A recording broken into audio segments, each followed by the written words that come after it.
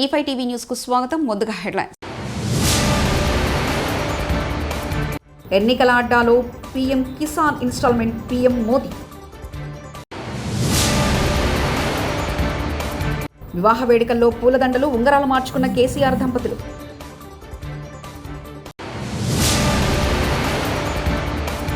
తిరుమల శ్రీవారిని దర్శించుకున్న పలువురు ప్రముఖులు.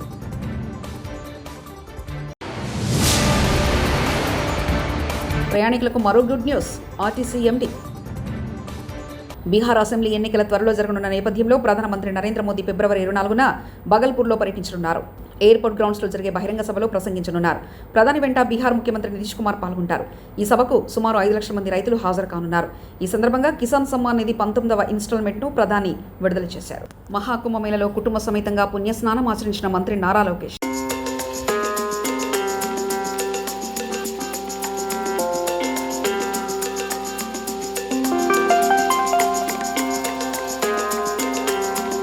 వివాహ విందుకు హాజరైన కేసీఆర్ దంపతులు అతిథుల సమక్షంలో ఒకరినొకరు పూలదండలు ఉంగరాలు మార్చుకున్నారు.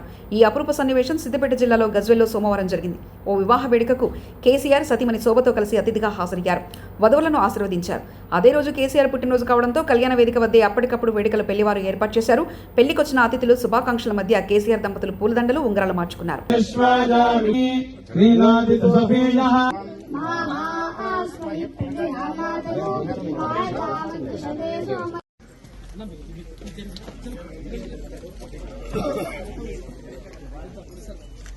కొంచెం కూర్చొని దూరం ఉంటే బెటర్. మేడం మీరు సార్ మెల్లదు.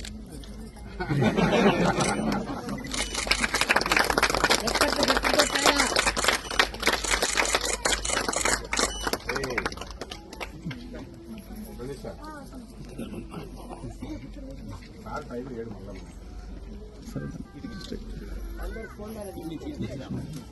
తెలంగాణ రోడ్డు రవాణా సంస్థ టీజీఎస్ ఆర్టీసీ ప్రయాణికులకు గుడ్ న్యూస్ చెప్పింది.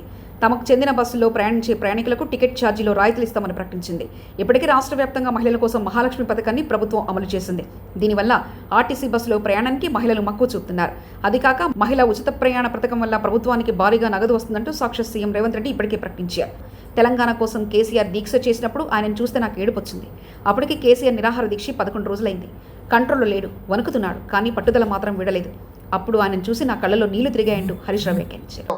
అయితే తెలంగాణ జైత్రయాత్ర లేదంటే నా శవయాత్ర అని చెప్పి ఆమరణ నిరాహార దీక్ష కూర్చున్నటువంటి నాయకుడు మనం చూసాం. గాంధీజీ గారి సత్యాగ్రహం చూసాం. పొట్టి శ్రీరాములు గారి ఆమరణ దీక్ష చూసాం.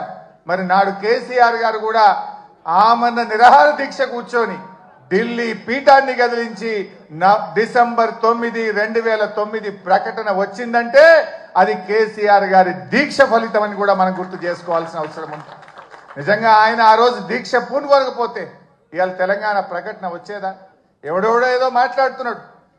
ఆ రోజు చిదంబరం గారు నాకు బాగా గుర్తు. కేటీఆర్ గారు, మా మధుసూనాచారి గారు, జయశంకర్ గారు అందరం కూడా అక్కడే ఉండేవాళ్ళం. చిదంబరం గారు ఫోన్ చేసి ఢిల్లీ నుంచి కేసీఆర్ గారు దీక్ష విరమించండి, మేము తెలంగాణ ప్రక్రియ ప్రారంభిస్తామన్నారు. మీ మాటలకు మేము మోసపోం. మీరు స్పష్టంగా ఢిల్లీ నుంచి తెలంగాణ రాష్ట్ర ఏర్పాటు ప్రక్రియ ప్రారంభిస్తున్నామని స్పష్టమైన ప్రకటన కేంద్ర ప్రభుత్వం నుంచి చెప్తే తప్ప నా దీక్ష విరమించను అని చెప్పి కేసీఆర్ గారు చెప్పింది. అప్పటికి 11 రోజులైంది. మనిషి ఆ మంచం మీద నుంచి ఒక్కొక్కసారి వణుకుతో దాదాపు ½ ఫీట్ ఎగురుతా ఉండే బాడీ తన కంట్రోల్లో తాను లేదు. కానీ ఆ పట్టుదల. కేసీఆర్ కడుపున పుట్టడం నాకు పూర్వజన్మ సుకృతం. తెలంగాణ జాతికి కేసీఆర్ ఒక హీరో. ఉద్యమం కోసం నడుం బిగించిన నాడు మీడియా లేదు, మద్దతు లేదు. ఎన్ని ఇబ్బందులు వచ్చినా ఉద్యమాన్ని నడిపారు. చావు నోట్లో తలపెట్టి తెలంగాణ రాష్ట్రాన్ని సాధించారంటూ కేటీఆర్ వ్యాఖ్యానించారు. కేసీఆర్ గారి కడుపున పుట్టిన బిడ్డగా నిజంగా నా పూర్వజన్మ సుకృతం, నా అదృష్టం. ఎందుకంటే మా నాన్న నా ఒక్కడికే హీరో కాదు. మా నాన్న మొత్తం తెలంగాణ జాతికి హీరో, 4 కోట్ల తెలంగాణ ప్రజలకు హీరో. తెలంగాణకు విముక్తి కల్పించిన ఒక మహానుభావుడు, ఒక కారణ జన్ముడు కడుపున నేను పుట్టడం నా అదృష్టంగా భావిస్తూ ఉన్నాను. నిజంగా అప్పుడప్పుడు ఇప్పుడే పెద్దలు చెప్తా ఉంటే కొన్ని సినిమా రీల్ లాగా మనసులో తిరుగుతూ ఉండే. వారు చెప్తున్న కొన్ని మాటలు. కేసీఆర్ గారు ఉద్యమానికి నడుం బిగించినాడు. ఎన్ని ప్రతికూల పరిస్థితులు, ఎన్ని ఇబ్బందికరమైన పరిస్థితులు ఇప్పుడే పెద్దలు మధుసూనాచారి గారు చెప్పినారు. మీడియా పవర్ లేదు, మనీ పవర్ లేదు, మజిల్ పవర్ లేదు, కుల బలం లేదు, ఉన్నదల్లా ఒక్కటే గుండె బలం, జనబలం. దానితోనే ఆనాడు 25 సంవత్సరాల కిందట పార్టీని పెట్టిన తర్వాత ఎన్ని దెబ్బలు, ఎన్ని అవమానాలు, ఎన్ని రకాల ప్రతికూల ఫలితాలు ఇప్పుడు హరీష్ రావు గారు మేము కూడా వివరంగా చెప్పినారు. ఇవన్నీ ఎదుర్కొని ఇంకొకరు బతికి బట్టగట్టాలంటే ఈ రోజున్న రాజకీయాల్లో సామాన్యమైన విషయం కాదు. కానీ తాను తెలంగాణ అనే స్వప్నాన్ని తెలంగాణ ప్రజల తరపున స్వప్నించి ఒక కలగని ఆ తర్వాత 25 సంవత్సరాలుగా ఈ రాష్ట్ర రాజకీయాన్ని శాసించి అల్టిమేట్గా సావు నోట్లో తలబెట్టి తెలంగాణను మాజీ మంత్రి నారా లోకేష్ను కలిసిన మంచు మనోజ్.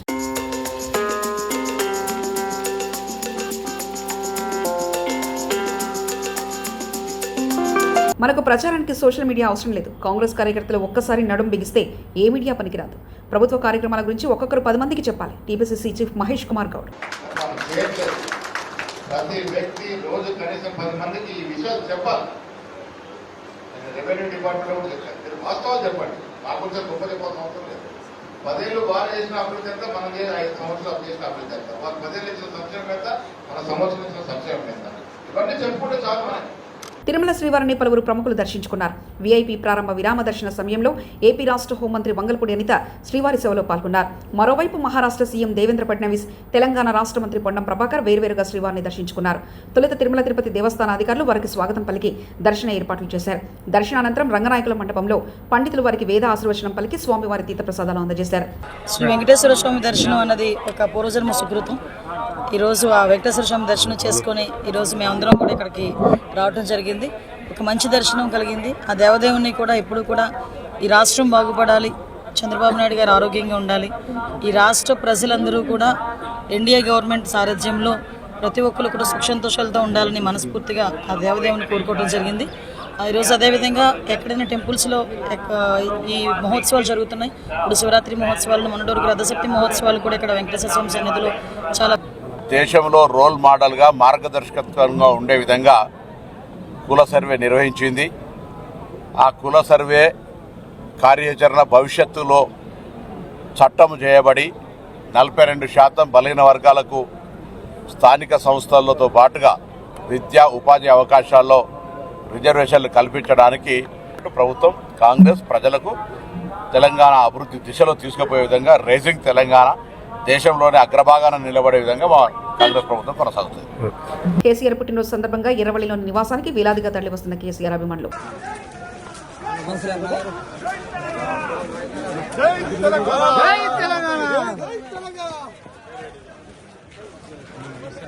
ఎర్రవల్లిలో కేసీఆర్ జన్మదిన సందర్భంగా గ్రామంలోని గ్రామదేవతలకు ప్రత్యేక పూజలు, యాగం నిర్వహించిన గ్రామస్తులు, యాగంలో పాల్గొన్న కేసీఆర్ దంపతులు.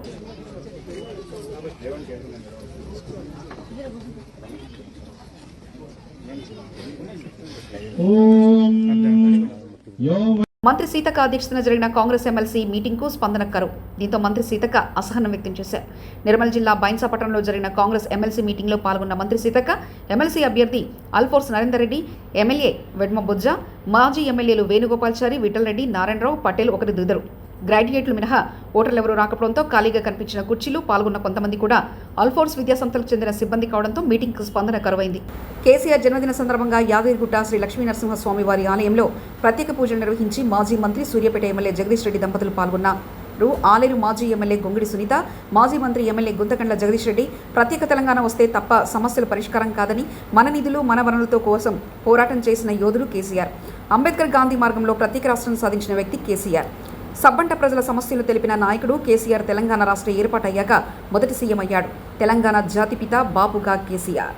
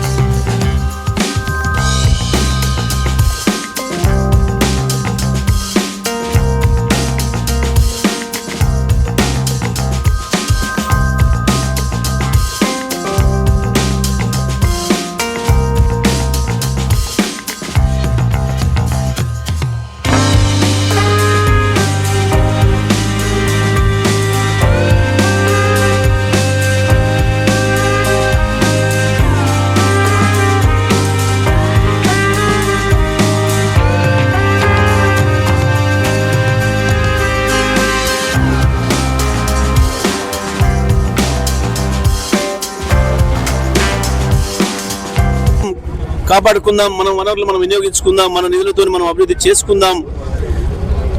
తెలంగాణ రాష్ట్రం అయితే సొంత రాష్ట్రం అయితే భారతదేశంలోనే అతి ఉన్నతమైన రాష్ట్రం అవుతుందని చెప్పి ఆనాడు ప్రకటించి తెలంగాణ ఉద్యమాన్ని ప్రారంభించి మనకున్న మార్గం అంబేద్కర్ గారు మనకిచ్చిన అవకాశం రాజ్యాంగంలో, గాంధీ మహాత్ముడు చూపించిన మార్గం, దానిలోనే అహింసతోనే ఎన్నికల్ని ఆయుధంగా చేసుకొని రాష్ట్రాన్ని సాధించాలని చెప్పి ఒక అద్భుతమైన పందాన్ని తీసుకొని తెలంగాణ రాష్ట్ర ప్రజలందరినీ కూడా ఏకం చేసి రాష్ట్రాన్ని సాధించిన నాయకుడు కేసీఆర్ గారు. తెచ్చిన రాష్ట్రం మీరైతేనే చేయగలుగుతారు. ఈ రాష్ట్రంలో ఏ మూలన ఏమున్నదో, ఏ చుక్క నీరు ఏ ఇంచు భూమికి ఇవ్వాలనో, ఏ దళితులు, ఏ గిరిజనులు, ఏ గోండు గూడాల్లో ఉండే బిడ్డలు, ఏ ముస్లిం బస్తీలో దళిత వాడల్లో ఉండే ప్రజలు, ఎవరి మనసుల్లో ఏ బాధ ఉందో అన్ని తెలిసిన నాయకుడిగా మీరు ఈ రాష్ట్రాన్ని పరిపాలిస్తే తప్ప ఈ రాష్ట్రం మళ్ళీ ఆగమవుతుంది. ఈయనగాసి నక్కలపాలు చేయకండి, మీరు ఉండాలని చెప్పి ప్రజలందరూ చేసిన విజ్ఞప్తి మేరకు తనే రాష్ట్ర బాధ్యతలు తీసుకొని తెలంగాణను భారతదేశంలోనే ఒక నెంబర్ 1 రాష్ట్రంగా నిలిపిన అద్భుతమైన పరిపాలనా దక్షుడు కేసీఆర్ గారు. ఒక మాటలు చెప్పాలంటే తెలంగాణకు బాపు, తెలంగాణ జాతిపితగా కేసీఆర్ గారు ఇవాళ ప్రజలందరి హృదయాల్లో కూడా నిలిచి ఉన్నారు. కానీ దురదృష్టవశాత్తు సంవత్సర కాలంగా ఒక దుర్మార్గమైన పరిపాలన వచ్చింది, మూర్ఖుల చేతిలోకి రాష్ట్రం వెళ్ళింది. ఇటువంటి పరిస్థితులలో రాష్ట్రానికి మళ్ళీ నష్టం వచ్చే ప్రమాదం వచ్చింది. కనీసం జనాభా లెక్కల్ని కూడా చక్కగా చేసుకోలేక ఇవాళ భారతదేశంలో ఉండే సీట్లు కూడా, పార్లమెంట్ సీట్లు కూడా మనకు తెలంగాణకు తగ్గే ప్రమాదాన్ని తీసుకొస్తుంది ఇవాళ మూర్ఖ ప్రభుత్వం. ఆనాటి సమైక్యాంధ్ర కుట్రలు చేసిన వాళ్ళు ఎవరైతే ఉన్నారో ఎన్నికల అడ్డాలో PM Kisan instalment PM Modi. వివాహ వేడుకల్లో పూలదండలు, ఉంగరాలు మార్చుకున్న కేసీఆర్ దంపతులు.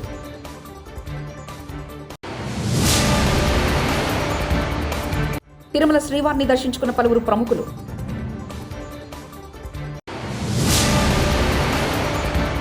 ప్రయాణికులకు మరో గుడ్ న్యూస్, ఆర్టీసీ ఎండీ. ఇవి బులెటిన్ విశేషాలు. చూస్తూనే ఉండండి E5 టీవీ న్యూస్.